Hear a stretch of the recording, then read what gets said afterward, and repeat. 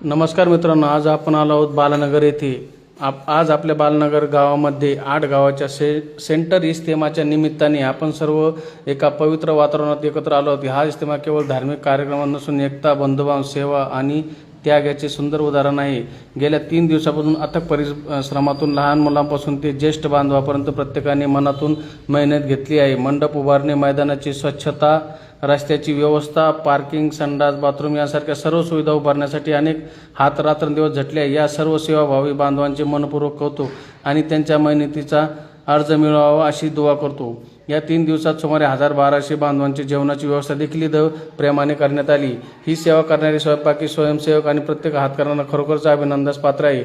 या इज्तिमामध्ये बिडकीन, चितेगाव, ढोरकी, निसरवाडी, पिंपळवाडी, लोहगाव इतर 8 गावांमधून मोठ्या संख्येने मुस्लिम बांधव सहभागी होते. सर्वांचे मनपूर्वक स्वागत.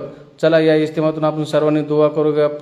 परिसरात भरपूर पाऊस पडो, शेतकरी सुखी हो, प्रत्येकाच्या जीवनात बरकत येऊ आणि सर्व समाजातील लोक गुण्या गोविंदाने, प्रेमाने आणि सलोखाने एकत्र राहोत. सर्व सेवाभावी मुस्लिम बांधवांच्या मेहनतीला कबूल करा. आपल्या सर्वांना दिन व दुनियेत यश प्रदान हो.